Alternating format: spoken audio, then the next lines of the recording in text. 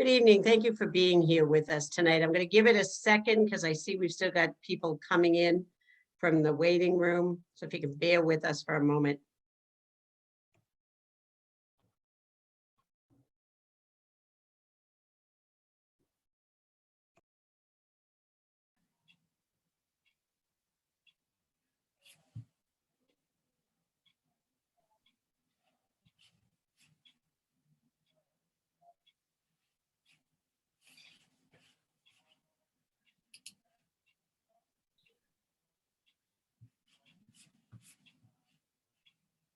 Good evening, and thank you for being with us. I'm Marion Ryan. I have the privilege of being the district attorney here in Middlesex County. And we have a wonderful panel here with us tonight. We're also hoping to leave plenty of time for questions that members of our audience may have. And the genesis for this program was what all of you know, which is that one of the things that I think kids during the pandemic especially missed was that opportunity to be together, to be participating in sports, and to have the time and the opportunity to grow, to learn, to get all of those amazing lessons that we want kids to be getting from participating in team sports. The other side of that is, as we have come back to that, I think in part spurred by many of the issues we've heard, lots of conversation about the isolation, some of the struggles that people have had during the pandemic, coupled with the fact that one of the things that we've been experiencing across the county is that during the pandemic, we have been in a place, fortunately, where crime has declined pretty dramatically. And that is true across the board, with the exception of two areas. One has been the unfortunate, we've seen unfold in the last few days, an increase in the number of gun crimes. But the second, and what really relates to this, has been the increase in crimes that are motivated by hate and bias. That's been happening in all 54 of our communities. It's been happening in various settings. And it has been, they've been being perpetrated by people of every possible demographic and age. And we have, and you've seen across the media's coverage, a number of these incidents have happened around school events, school sporting events. And they've taken various forms. Some have been kids on kids, some have been kids and parents, and some unfortunately have been parents. And we wanted the opportunity to bring people together tonight, to bring some experts here tonight to talk through a number of things. One of which is, how do we think about modeling better behavior for our kids? What do we do when kids don't behave the way we would want them to? How do we encourage our kids to be good allies? A number of these incidents that have unfolded have involved not only the active participants, the young people who were involved in it, but large groups, in many cases, large groups of kids who witnessed and participated by not involving themselves. So we want to talk about that, talk about communities. How can we be ahead of these events that are unfolding? We know it's out there. We know it's been happening everywhere. And how can we take some affirmative action? And that's the goal for tonight. No one wants to be in the position of thinking about, how do we sanction schools? How do we punish kids? It's so much better when we can really have a positive program of how we're going to address this. And we're very fortunate tonight to have joining us to have this conversation, three panelists who bring really different perspectives on this issue. And I know you're going to enjoy hearing both what they have to say and then hearing them respond to some of the questions. We are joined tonight by Michael Rubin, who is the liaison for the MAASA and the Assistant Executive Director of the agency. He's currently serving in that role. And before coming there, Mr. Rubin was the headmaster of East Boston High School for 11 years, retiring in 2013 after serving for 36 years, a very remarkable achievement in the Boston public schools, and 35 of them he spent at East Boston High School. So he knows well of what he speaks in terms of how you develop a climate, how you address these issues. Prior to becoming headmaster, he spent 25 years on the teaching and administrative spots at the school. He was also the boys basketball coach for 24 years, led that team to 4 state championships. He was inducted into the Massachusetts Basketball Coaches Hall of Fame in 2014. He attended the Taft School in Watertown, Connecticut, where he was one of only 10 African-American students in a school of 500. He has a bachelor's degree from Tufts, a master's in education from UMass Boston, and he is and his wife Danette are the parents of 5 children and live in Mattapan. Thank you, Michael, for being with us and bringing that important perspective. We're also joined by Dr. Miriam Jenigan-Nossi, who is a licensed psychologist, an educator, and an organizational consultant with over 2 decades of experience. She consults with various organizations, offering initial assessments, and then helping to implement a strategic plan to increase diversity and engage around inequitable policies and practices, which promote and sustain inclusive work environments. Her portfolio includes a number of public and private corporations, educational institutions, professional associations, as well as state and federal agencies.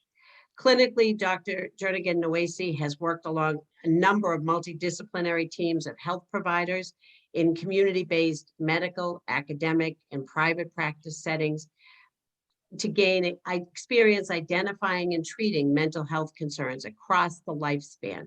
And as such, she also frequently consults with organizations to offer culturally inclusive professional development and training to prioritize the employees' emotional well-being and immediate support. And it really raises what we sometimes forget is that in addition to being educational institutions, schools are workplaces for so many, and they really serve that function as well.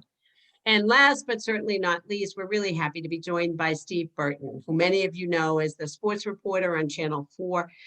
He's a sports anchor and reporter. He is a New England native. He joined Channel 4, WBZ in August of '94. Prior to that, he worked as a sports anchor and reporter for New England Sports Network, NESN, since 1988. And excuse me, and while at NESN, he hosted the pre and post game shows for the Boston Red Sox. Raised in Framingham, Mr. Burton grew up in a sports family. I learned the other night watching the draft of his daughter, Veronica, that she was a 3rd generation athlete at Northwestern. His father, Ron Burton, played for the New England Patriots. And it was, I believe, their first draft pick. Is that right? Yes, ma'am. Yep. It's not the team with him. That's correct. That's amazing. Mr. Burton graduated from Framingham High School, where he was the quarterback for that school's football team, and went on to play quarterback at Northwestern as well. So you can see we really have, and people are already congratulating Veronica again. So thank you. In the chat. But you can see we've really tried to take, as we do in these programs, holistic approach to the problem in terms of looking at it from different perspectives and with people who have lots of different perspectives on this. So Michael, we're going to start with you. Talk a little bit about the agency and about how you see that as part of the climate in your experience. Thank you, DA Ryan. Thank you for inviting me to be a part of this program tonight. I'm going to tell you a few of the things that we're doing at MIAA, MSAA to combat a lot of this bias and hate that's going on in our school communities. So I serve as assistant director for both the MIAA and the MSAA. The MSAA is the Massachusetts School Administrators Association. And I also serve as the liaison to the MIAA, MSAA Diversity, Equity, and Inclusion Committee.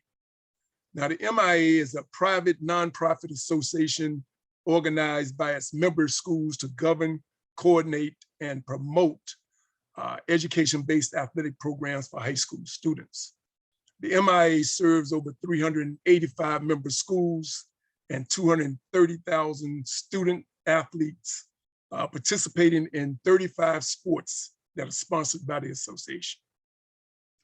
In 2020, the FBI reported that there were 395 hate crimes reported in Massachusetts, and 8,263 of those were reported nationwide, targeting 11,126 victims.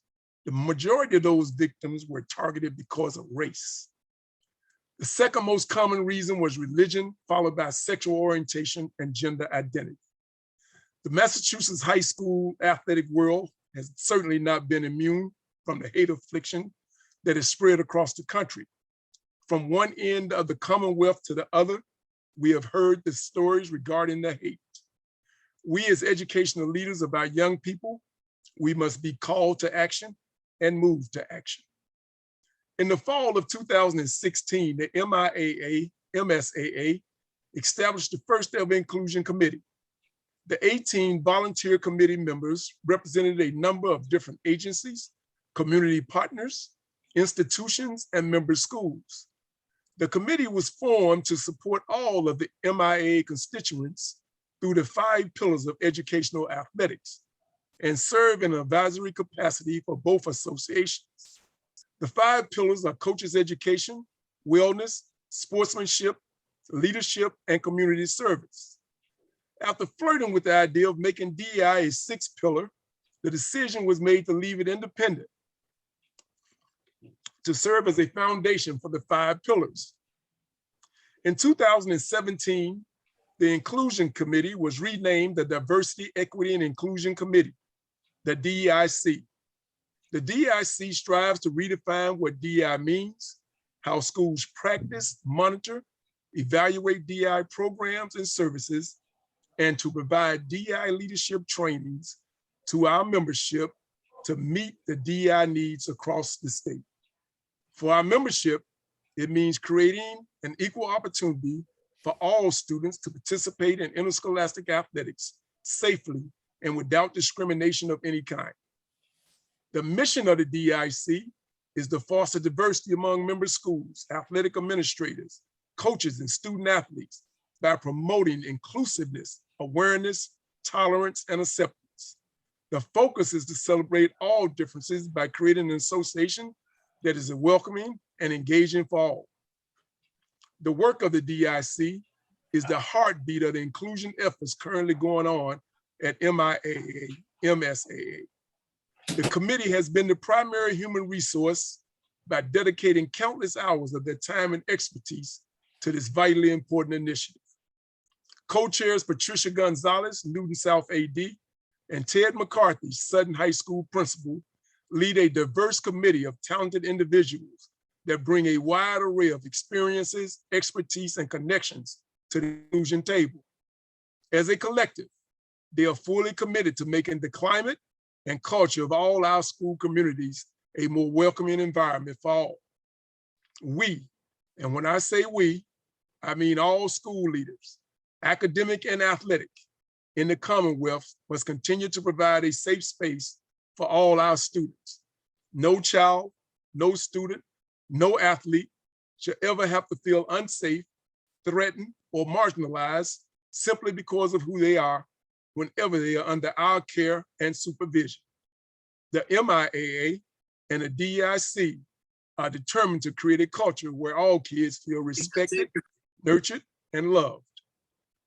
Since May of 2017, we have been deeply immersed in DEI work. The DEIC is passionately committed to promoting social inclusion and attitudes of non-discrimination towards cultures, gender, race, disabilities, sexual orientation, and religion. There is no other state athletic association in this country currently doing the depth of inclusion work that we are doing here in Massachusetts.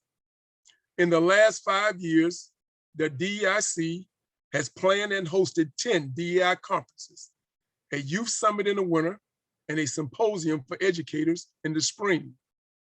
Please note that this year's symposium will be Thursday, May 12th at the Doubletree Hotel in Westboro. Please save the date and register early because registration will be free. The other initiative that we are currently that we currently have going on is our collaboration with the MIA Sportsmanship and Game Officials Committees to establish the discriminatory incident reporting protocol. The protocol is currently being piloted by the MIA membership for the winter and spring season. The Discriminatory Incident Reporting Subcommittee has been working on this protocol since October of 2020. We hope that this pilot will enable us to collect data to improve the process so that the reporting form eventually becomes a rule in the MIA handbook.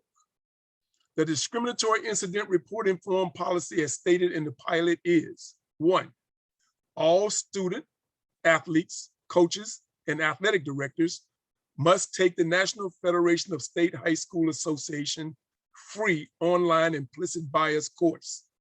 And they must also take the MIA Diversity, Equity, and Inclusion Pledge prior to the start of the athletic season. 2, when an incident involving discrimination, harassment, bullying, or retaliation occurs, it must be reported using the MIA Discriminatory Incident Report Form by a participating school's athletic director or his or her designee. The administrations, this is 3, the administrations of both schools must notify the MIA within 24 hours of becoming aware of the incident, and the school of the alleged offending party must complete an investigation of the incident within a reasonable time and must forward an investigative report summarizing the investigation's findings and any and all action taken. The MIA is following up on all incidents to gather data to inform future practice and to make sure that together we're all working to eradicate the awful hate and behavior that has become so pervasive in our athletic space. Thank you all for your time tonight, and please remember that winning this game will require a team effort.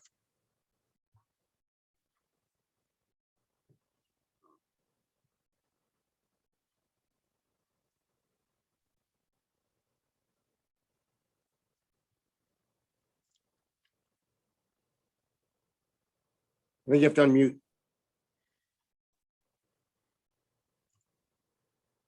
She's still muted. Yeah, Yeah.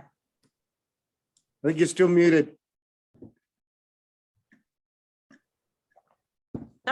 Sorry. Thank you, Michael. Dr.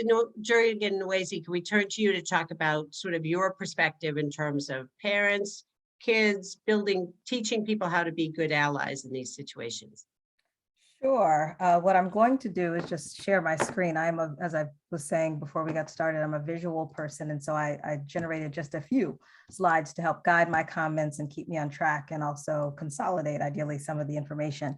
As was mentioned, I'm a licensed psychologist. One of the areas that I both practice in as well as conducted a good amount of clinical research in for decades is related to racial stress and trauma specifically. So I'm going to use race-based stress and trauma as an example related to some of the incidents that have been reported, but certainly you can take the information that I'm presenting and know that there's a psychological science, a social sciences science that really is expanding the work, looking at race-related stress and trauma to really just think about experiences of discrimination related to identity. So we can absolutely build upon the conversation. So I will offer just some insight into the impact really of being exposed to experiences of discrimination, and even more specifically in terms of my example, racial discrimination, and welcome any additional questions, knowing that my comments will be brief this evening. So just to orient us with regard to my perspective is really thinking, what are the consequences? And we can certainly think about the direct implications and consequences for youth. I'd also like to extend the conversation to think about, for adults as well, that are perhaps witnessing, observing, or attempting to navigate after a particular, critical incident or incident of discrimination. We can certainly think about the consequences there as well. But to start with youth, if we look at our latest, prevalence data, in other words, in surveying youth with regard to their experiences and more specifically negative race-related encounters in general, so nationally speaking, We know that youth, in particular youth of color, again, using race as an example, and we can certainly break down and look at other aspects of identity and specifically marginalized or historically and traditionally marginalized identity.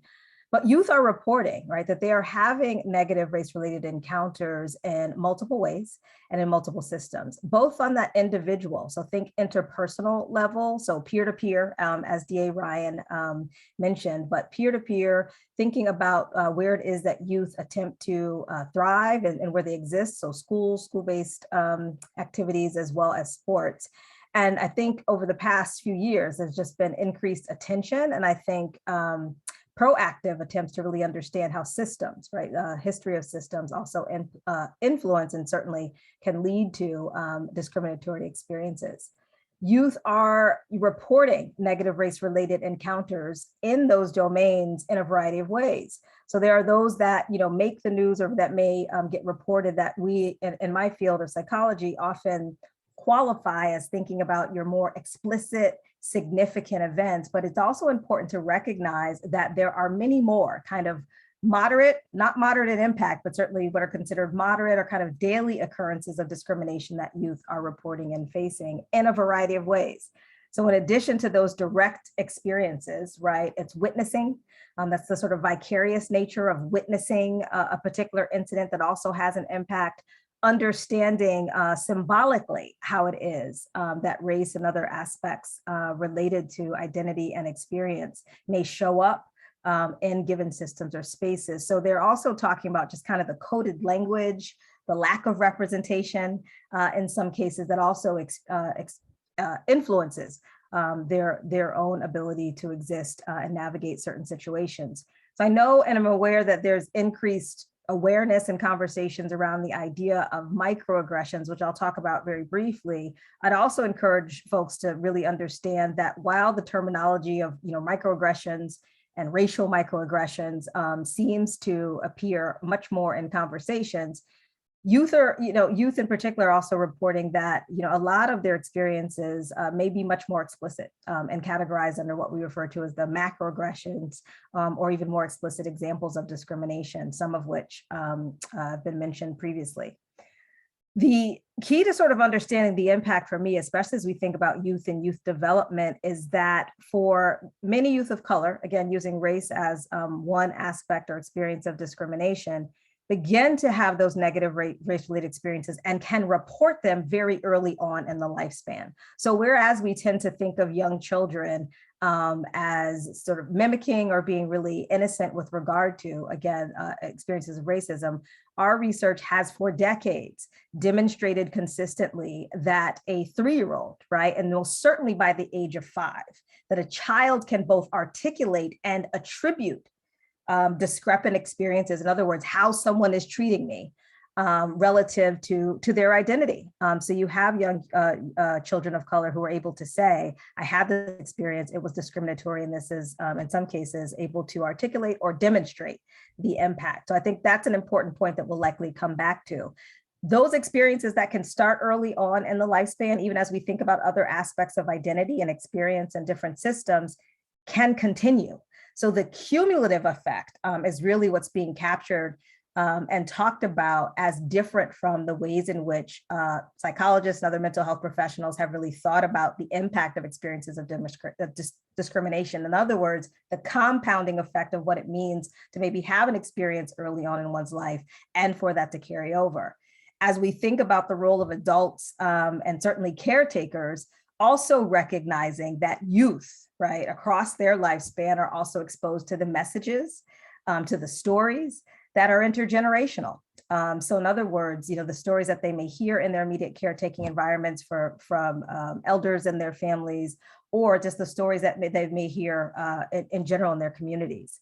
So the key for me and really understanding the consequences of experiences of discrimination, and including racial discrimination, is remembering that in the lifespan, they can occur early and often. And according to our most latest research, which was published in 2020, we continue as scholars to update our survey experiences of youth.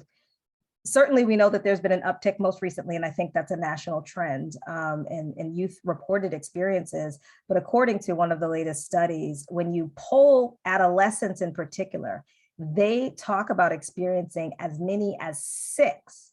That's direct observation, direct experience in some case, but as many as 6 negative, in this case, race-related experiences. So that could be, as I said, witnessing racial harassment or violence, or having one's own direct experience.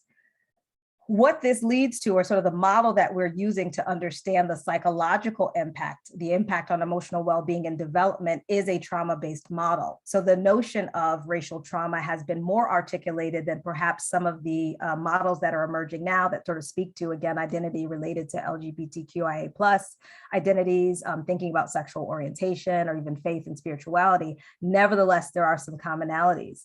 If we use the racial trauma model, so racial stress and trauma model, what our research tells us is that for any individual across their lifespan, that negative race-related encounters are experienced in ways that are really similar to what we see when folks report other kinds of traumatic experiences. Youth are able to report that much as is described in some of the news stories, that occurrences can happen in ways that result in emotional pain, right? That they're often sudden, unpredictable, and uncontrollable in terms of the outcome.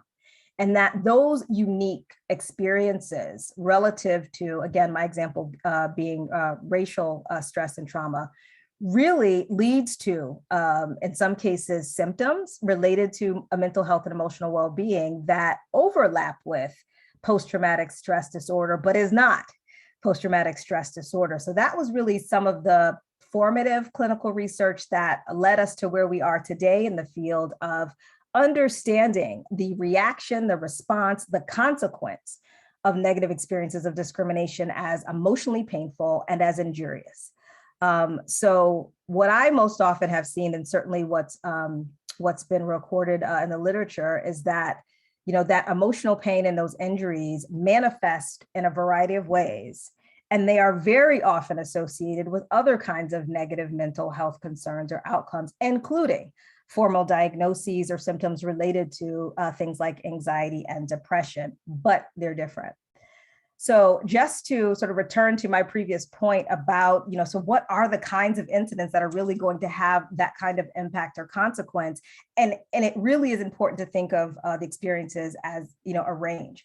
For some folks, there's this sort of tendency or belief that, the most explicit and egregious examples of discrimination, the ones that may make the news, for example, are the ones that may have the most kind of psychological consequence or impact. And in fact, what we know is that microaggressions, right, and not micro in terms of impact, but certainly the taxonomy or the description that we have here around microaggressions just speaks to, again, this idea that there are daily, consistent types of interactions that can lead to harm.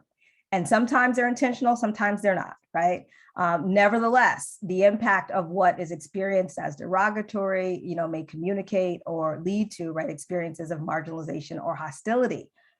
Youth in particular, what that looks like, right, are both the subtle indignities, but also, right, per their report, right, the more explicit types of interactions that may get recorded, observed, and reported, and that they are happening not just amongst peers, as DA Ryan indicated, but also in thinking about youth interactions with adults and adults, right? Sort of witnessing adults with one another, interact with one another.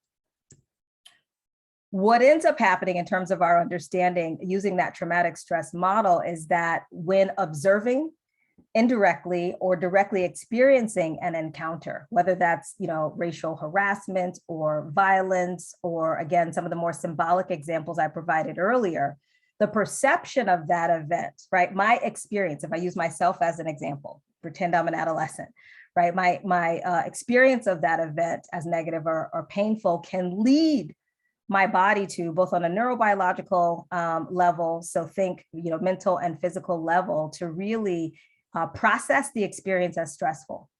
And that when that stress reaches a certain threshold is really when, for me as a psychologist, I think it becomes important, where I begin to think about the significance of the impact as potentially leading to what we refer to as racial trauma, or if we expand again that notion and concept, the trauma of experiences of discrimination.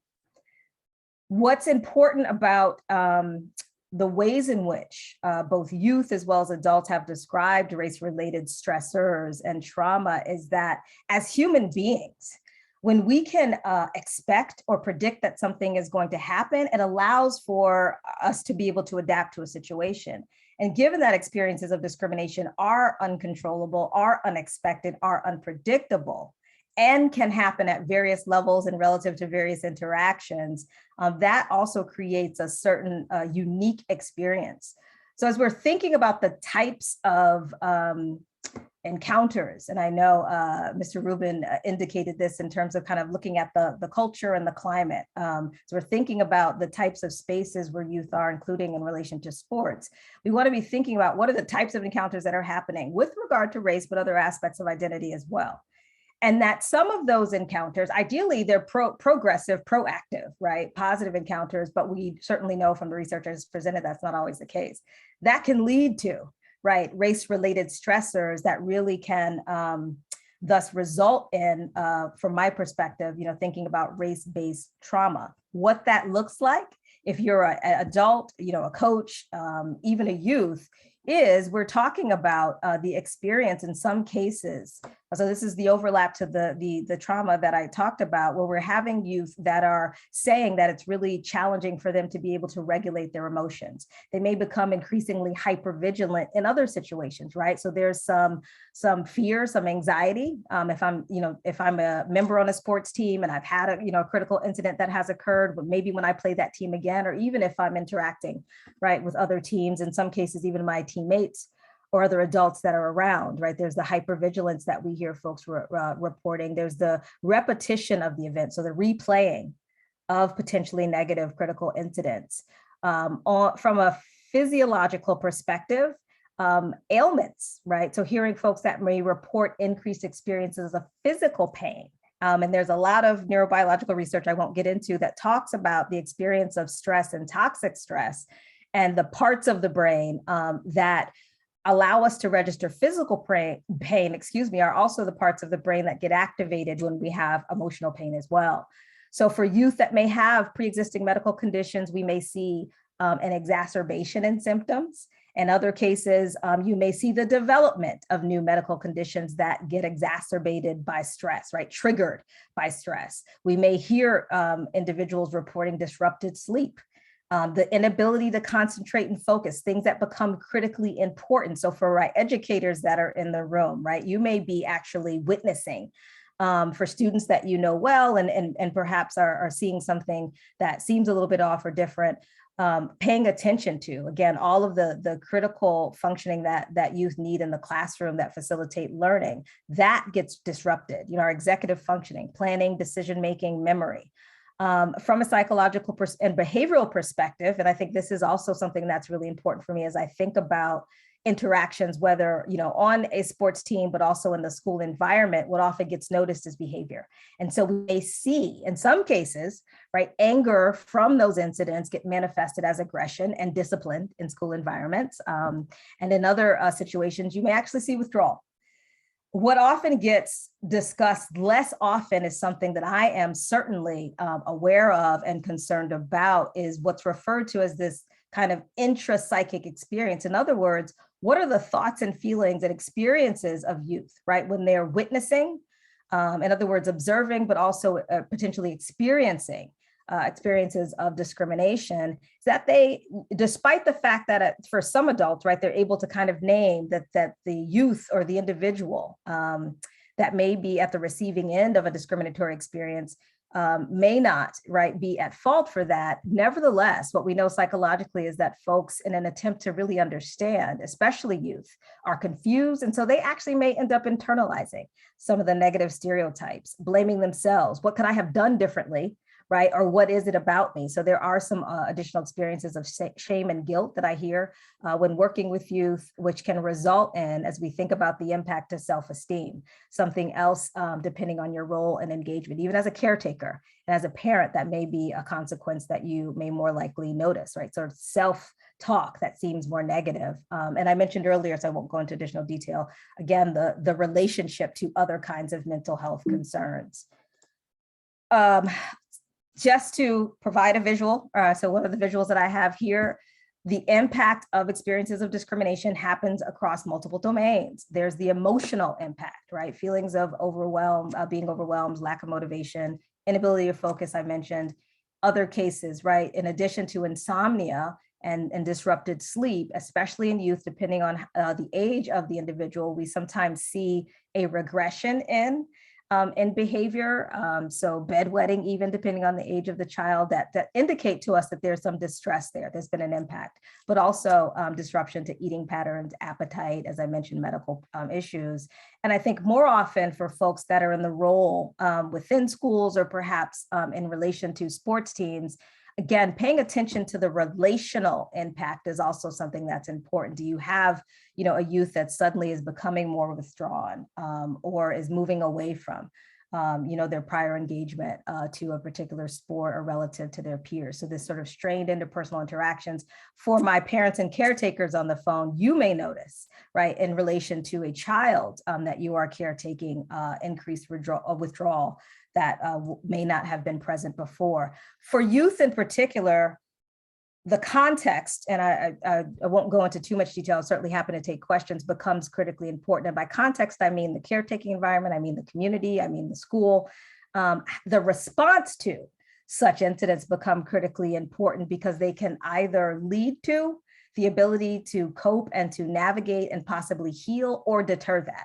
So as we think about racial trauma or discriminatory trauma as one outcome relative to really significant events that can occur, just recognize that there are multiple ways that we can really and should be thinking about how it is that we develop climates that really serve to increase awareness, right, relative to identity, and that's racial socialization kind of speaks to that really bolsters the positive identity development of youth across all of the ways in which they identify, that helps them understand and name experiences of discrimination and to feel validated when those occur, not questioned or denied or dismissed because that has a negative impact, but validated can buffer the impact of what it is that I've named.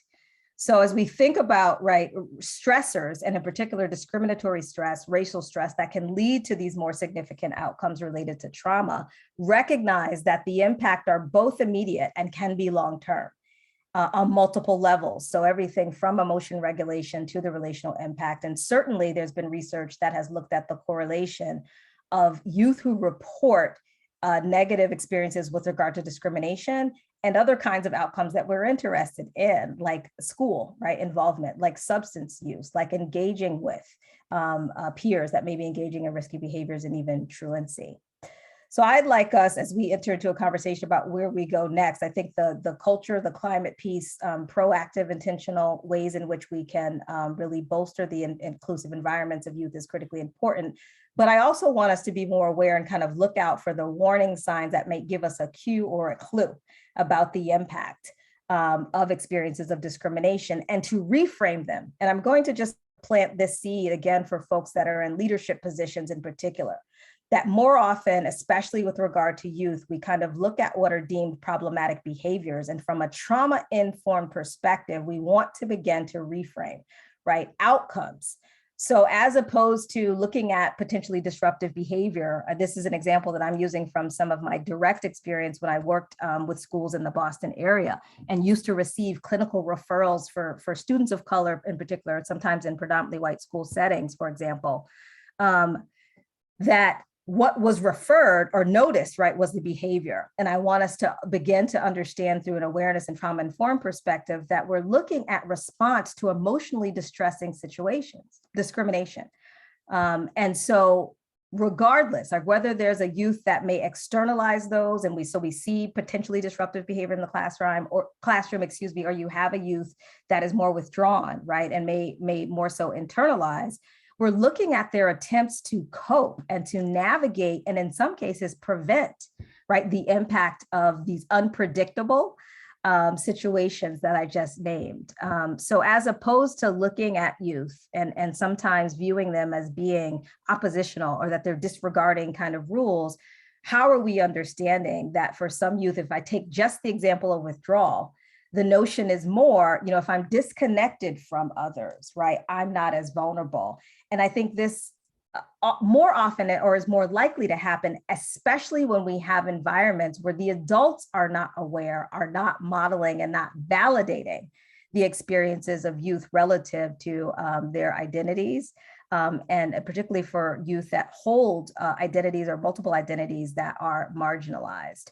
So my sort of ending point, and then I'll sort of pass the baton, and happy again to come back for additional conversation, have some suggestions, but really is that our ability to recognize, to really move in a more proactive direction with sort of turning around and creating, both systems as well as climates that recognize, are aware, and address incidents of bias, requires our own ability to kind of take a look at what are our experiences, how aware are we, what might we need to do as adults, right, to increase our awareness, to practice, to acknowledge, and to leverage and develop resources that allow us to continue to understand the impact of such instances. And that really, for me, is what's connected to the notion of really preventing them.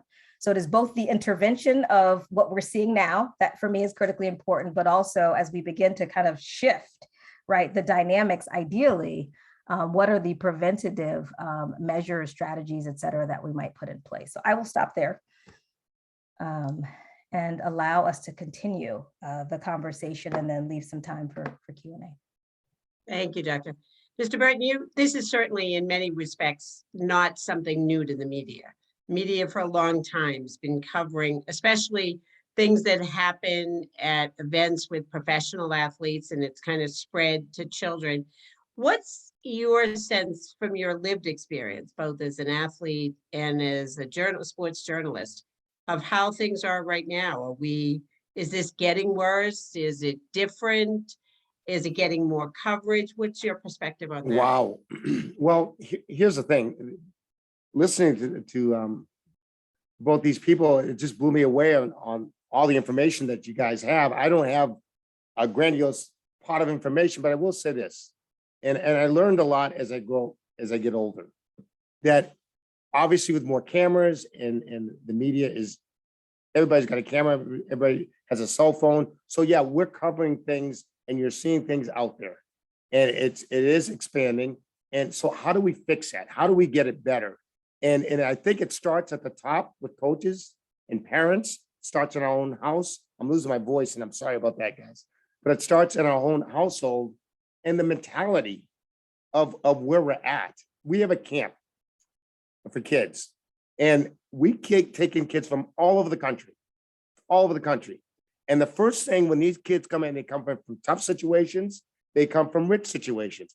Everybody's in the same room at the same time.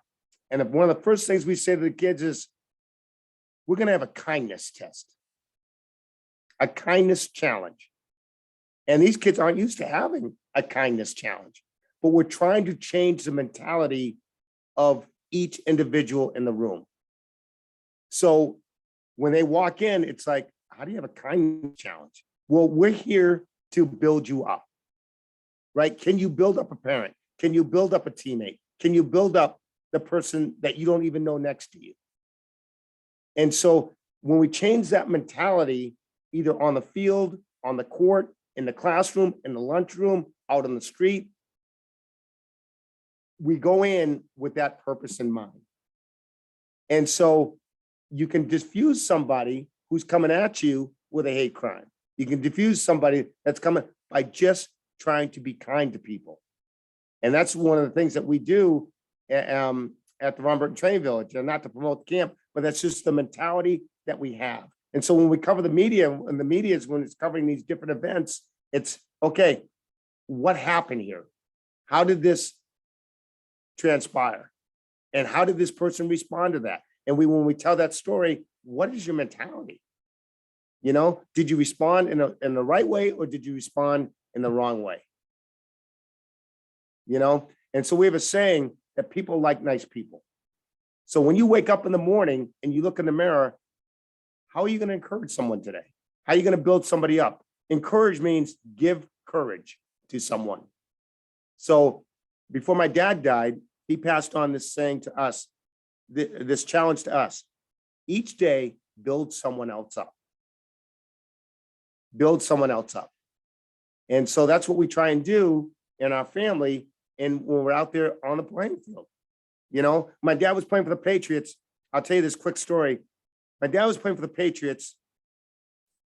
He played in such a way that he helped not only his teammates up, he helped his opponents up. And there was a time where he was telling me when he was playing the Buffalo Bills were trying to tackle my dad. And the Bills players were saying, get off Burton, he's our guy. Even though he was playing for the Patriots. They were trying to protect my dad from not getting hurt. But his mentality was to love everybody, whether he was playing against you or playing for you. So when you have that mentality, it's like people are going to treat you a little bit different. So how can we build people up from the coaches, teachers, and how do we talk to people? So yeah, when the media covers that, yeah, it's a lot of negative out there, but there's a lot of positive out there that the media should be covering more. Thank you. And I guess that leads us to Mr. Rubin. What do you think? Are the schools doing enough to do that? We talked a little bit before we started about how important it is to build that climate. Are schools doing enough in reacting to that? Are there things they could be doing differently, adopting that kind of kindness challenge? I think the schools that are doing that, the leaders that are stepping up, you will not see those schools in the paper because the leadership is so vitally important. I was at East Boston High School for 35 years. There were certain things we didn't tolerate. And not only did the student athletes know it, the student body knew it. Mm-hmm. So, and I said it earlier before we started, you build that culture and that climate day by day by day. Right. You are a role model. The principal is the lead role model, and you got to make sure that you behave the right way and make sure that your kids are following you every step of the way. My kids went in that gym, they knew there were certain things they could not say or do. Mm-hmm. Now, you ask anybody in Boston, they'll tell you. So the leadership is so vitally important. Steve, what you said about home, that's equally as important. But they spend so much time in our care at the schools. We've got to make sure that we are developing them to be kind, humane human beings. I agree with you 100%. I will say this, and not to take over the conversation, but you got to practice that. You know, a lot of times we don't practice being kind. And that's never been thought in our vocabulary to practice. You know, we practice doing reps, shooting baskets. We practice, on the field, playing lacrosse, whatever sport we're playing. But how many people actually practice being kind? And so that's one of the things that we develop. We try and do it at a camp. And these kids, you see their confidence grow from the smallest kid to the tallest kid. Can you practice being kind? Yeah. Doctor, if I'm on this call and I'm a leader and I'm thinking tomorrow, what do I do tomorrow? What's a step I can take now to get that moving in the organization? Or if I'm a parent, how do I start it? We all think we know, but what do I do tomorrow in my house that starts that? Right. So yeah, I think we can talk about that from a couple of different, perspectives. If the goal really is to really think about curating and cultivating spaces, right, where individuals really are able to be their whole selves and aren't put in an experience or at a disadvantage because of a part of their identity. That's the goal. And so I think if I start with just the immediate caretaking environment, I would agree with just the notion of, from Mr. Burton, of facilitating. I always say, as opposed to focusing on the problem, how do we facilitate the behavior, the attitudes and beliefs that we want to see?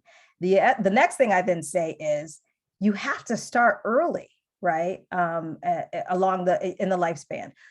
It is often the adults that I engage with from a variety of backgrounds that say, I wish, right, that the conversations I'm having and the awareness that I'm gaining now, right, around experiences of discrimination or isms, I wish someone had had that conversation with me at a younger age. And yet we aren't having those conversations explicitly. So as a parent or a caretaker, and certainly perhaps having and being in contact with youth of multiple ages, it is never too late to start the conversation, to think about the behaviors that we really want to facilitate, whether that's, sort of kindness, thinking about just acceptance of, differences, recognition, acknowledgement of the differences that we have. And being intentional about those conversations. A lot of parents will often say to me, well, I'm not sure how to engage. If I have younger kids, I always say books are a great way to start a topic. There's also lots of resources and videos that you can use to begin a conversation. For many, older youth, right, they have lots of access to information on the internet. So even engaging them in conversations about what it is that they're viewing and seeing, if there is a news story, right, in their area or something that they're, observing, as a caretaker, I would want us to be invested in. What are the experiences, right, of the kiddos that are around us? That becomes important if you, add that to the statistic that I said a little bit earlier. We know that youth, if you survey them directly, are reporting, up to 6 instances or more, right, of both observation or direct experiences that could lead to, negative consequences. So intentional conversations, proactive conversations, and think ultimate goal and facilitating, right, and modeling the behaviors that we want them to engage in. From the school perspective, right, so for folks that are in positions of leadership, it is about, for me, where there's an absence of information, create awareness. So there are some systems that are in denial, right? And so when there's sort of this minimization or denial about the experiences of youth or the occurrence of, what we're talking about this evening, then sort of naming and recognizing and having conversations that, again, validate the experiences, that really highlight the experiences, particularly of folks and youth that may hold marginalized identities, becomes important, so that we're looking at the experiences of everyone. So in the absence of information, provide information, but go beyond information. In what ways are we proactively and intentionally assessing the climates, whether that's, sort of team climate, really looking at and staying attuned to the needs of youth. And identifying those signs of maybe tension or fear or alienation or hurt that I mentioned, right, as a consequence, because it is also important to note that youth who are having those experiences when they're surveyed, also, if we look at the Government Accountability Office's recent report with data from 2020 to 2021, youth are not reporting those to adults in school environments. So when you survey them directly, they will tell you, but they're also making note of the fact that they don't always notify a teacher, an administrator, or someone in the building. They may not have someone, right, that they can go to. So as was mentioned earlier, the discriminatory incident reporting systems and protocols, right? So what are the policies, the practices that we're also putting in place in an effort to consistently assess, gain inventory over the experiences. And then for me, it really is about the conversation leading to practices. How are we anticipating where we are as a country, that bias is happening, right? Engaging in those conversations and then identifying strategies to address them in the moment, sooner rather than later. Developing what I call a culture of upstanding. It's not my word. I know other folks say that. So how are we recognizing when something is happening, and particularly something that's wrong, and how do we take the steps we need to make it right? And how do we practice that? Because practice is really the key to ensuring that in the moment, folks don't freeze, right, and become bystanders, but really are creating a culture where it is normal for us to, in the moment, be able to recognize, to address an incident that we may either witness or be a part of. Part of that practice may be, role playing, creating the spaces, really listening and amplifying the voices of folks that may not be recognized, that may give us insight into more specific strategies as well. Thank you. Hey, Eric, did you have a question? You're muted. Dave, you're muted. You're muted. Can you hear me now? Yes. Okay, thanks. Sorry about that. Okay, What? I know you want to move towards solutions, and I hope we do. But just quickly, I'm having a little of a hard time wrapping my head around the fact that some children in Middlesex County are claiming that they have had 6 or more incidents of microaggressions per day. That seems rather startling. And so if you could address that in terms of where are these happening in Middlesex? Are they happening in equally throughout the whole county? Are they happening in communities that have never had minority students before, so that this one Asian or Black family or Hispanic family is new and therefore an obvious target? I know this is a demographic question. And then 3, or part C, is this a result of the pandemic and people's just collective frustration, and so they're exhibiting at easy targets? So I'll tell you, Dave, that from the demographic perspective, because we keep pretty careful track of where things are happening, and our county is diverse in every possible way across the 54 cities and towns, and it's happening in every one of them. There is no particular place that we can say we see this more or see this less. It sometimes looks different in different communities, but it's in every one of our communities. So do you think it's an attribution of just general malaise or just general frustration at being, locked up in the house, and just anger at what's going on politically? And this is now, I'm just taking it out on my Asian neighbor or my Black friend or someone on the track team. How is it exhibited? I'll leave some of that. No, and that's a huge the sociological doctor. question. I'm sorry. I think in general, what we've certainly seen is we've had a number of years where it's become much more acceptable to behave that way. It's become much more acceptable to say things to people in all kinds of places. And I think, kids model what they see, and you see the number of road rage things. We have right now over a dozen cases of adults throwing food in restaurants or in grocery stores. Kids, I'm virtually certain that kids see some of those incidents. And then the throwing is accompanied by some derogatory statement to somebody. Dr. Did you want to add something to that? Yes, just wanted to clarify that the data that I'm presenting is national data. And I appreciate DA Ryan, you're clarifying and adding some additional insight with regard to Middlesex County in particular. And my point in presenting that data, I would agree and really build upon that is sometimes I hear from folks, are there just extreme examples, right? Or ones that make the news that we're highlighting, or how prevalent is this? And so the data that attempts to just sort of capture the idea of prevalence, like how often experiences of discrimination are happening. And my data as it pertains to race-related stressors and trauma is national data, but has been consistent for some time prior to the pandemic. I mean, I've been writing about, thinking about, researching and operating in the clinical space relative to thinking about experiences of discrimination for close to the 2 decades that I've been in the field. And I would agree with DA Ryan in that, yes, context, history, socio-political climate matters, right? In terms of its influence on communities and what is seen as normative or acceptable, right? Especially as we sort of look across like power dynamics and differentials, can kind of signal to folks what's okay versus not. So I've been also following just some of the national trends around whether they're hate crimes in general, but also thinking about the experiences of youth in schools as well. So, I think there are a variety of factors, both the increase of reporting and cameras, et cetera, but certainly there's no shortage, I would say, of incidents that folks can report really across the country in this area. And I wouldn't think it's an interesting conversation to unpack. I don't know that we have time this evening in terms of thinking about the influence of the pandemic. What I would say is that when we are stressed as humans, we certainly aren't operating from our best, right, potential space and place.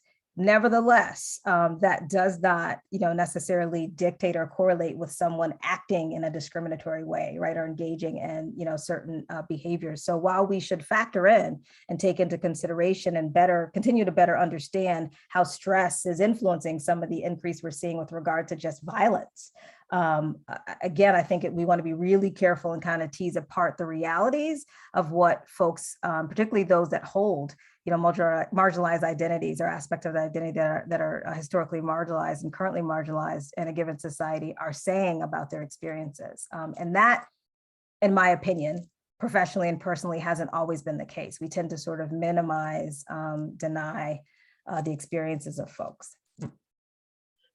DeJuan, you have a question. You have a little colleague there with you to help? Yes, that's little Ava Rose, a little monster. Well, first and foremost, just thank you to the panel just for your knowledge, your expertise, and just sharing so much. So very appreciative of that. But my question, more so is, I'm at a vocational school, so time is of the essence. Our academic programming, vocational programming, college or go to work, if anything, how do you kind of fit in? How do you fit in the SEL, fit in the nurturing? How do you fit all of those things into a school so kids can actually get the treatment that they need, as opposed to just academics or just academics and vocational training? Mr. Burton, you want to start? You look like. Well, I think that's a great question.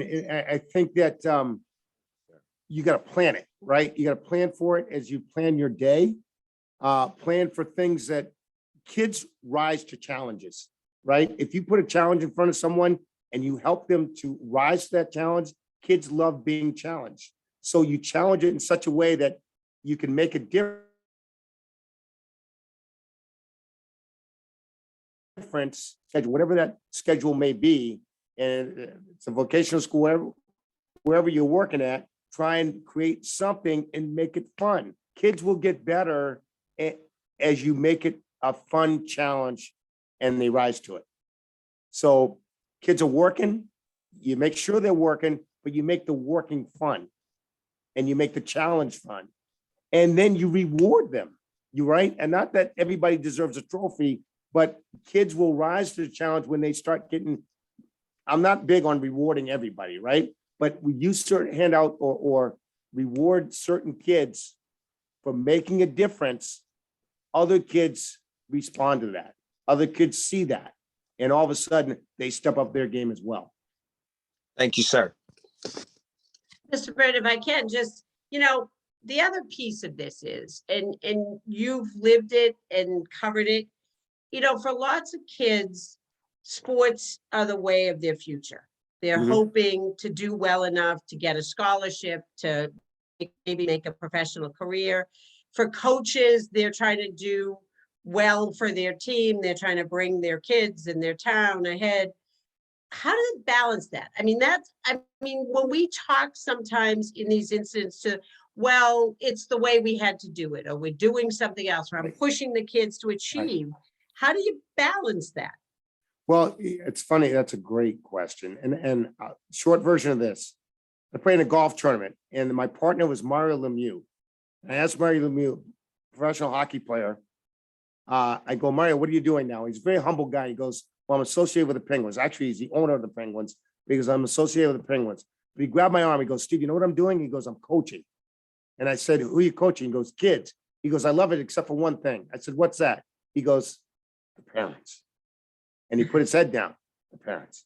He goes, Steve, I have a parent that tells me his son should be the point on the power play. And he emails me a power play like I've never played hockey before. But he goes, now I get all the parents together. He goes, before the season starts, I tell them one thing. If you think your kid is the best around, you haven't looked far enough. That's the message that he gives the parents. If you think your kid is the best around, you haven't looked far enough. And so if you can just, I guess where I'm going with this is have your kids, people think parents want their kids to be all-Americans at age 8, 9, 10, 11. And what's funny was those kids are great at age 8, 9, 10, and 11. They don't pan out great in high school. They just don't. They burn out for some reason. So the struggle makes you stronger. Quick story here. I do a story on Paul Pierce. Paul Pierce used to be the captain of the Celtics. Celtics were playing the Lakers. I go to Paul. CBS wants me to do a story on you, but I don't want to do the same story everybody else is doing. I go, I want to do something different. He goes, you want to do something different? He goes, you're going to LA, aren't you? I said, yeah, I'm going to LA. He goes, go to my high school, Inglewood High. The basketball coach is still the basketball coach. I want you to go up and ask him why he cut me in high school. I said, you got cut in high school? He said, yeah, I did not make my varsity team when I tried out. He cut me. And he goes, I could not go see my friends play because it hurt too much. He goes, I'd get up in the gym early in the mornings and shoot. So I did that. I did that story, and the coach saw me coming with my camera behind me, had my microphone in front. I could walk across the gym, and I don't even introduce myself. He goes, I know why you're here. And I go like this to him. I said, you cut Paul Pierce in high school? And I showed him my microphone. He goes, yeah, he wasn't ready to play for me yet.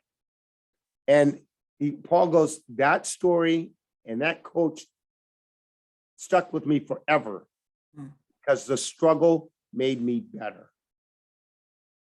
The struggle made me better. And so if you can still have your kids, it's good to struggle. It's good. But, you know, you want to try and help them overcome the struggle as well. I don't mean to be going on and on, but No. Great story. We have a question from one of our audience members, Mr. Rubin, for you. If I'm in a school where this isn't happening, and I want to go to leadership and try to get those conversations happening, what's the best place to do that? Do I go to the principal? Do I go to the AD? Where do I take my concerns? Well, I would always start with the principal. But if I don't get satisfaction from the principal, then I'm going to the superintendent. And if I don't get satisfaction from the superintendent, then I'm going to the school committee. So, I mean, you've got to advocate. If you want change, you've got to advocate and you got to step up. You can't just sit back. right. And if things aren't going right, then you got to do something about it. We tell the kids, if you see something, say something. If you hear something, say something. And we need to do the same thing. The adults need to do the same thing. We've got to say something. If something's not going right, then you got to say something. What went on in Danvers should have never happened for that long. Someone should have said something. And then some heads should have rolled. I hate to put it out there like that, but that's what it is. It is what it is. A comment from someone talking about the importance of this even for early childhood, in early childhood programs, because they are, the school is a community and kids are learning how to live in a community and take that forward with them. Any last questions? People want to raise their hand or just chime in, put in the chat?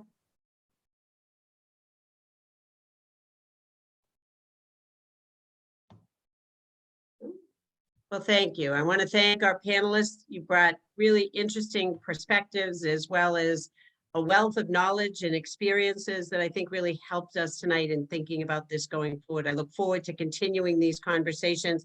To everyone who made time to join us tonight, again, thank you. Very grateful. Thank you. Stay safe, Thank you. everyone. Thanks for having us. Yep. You're Thank you. welcome. Take care. Stay safe. Bye-bye. God bless you. Thank you. Bye-bye.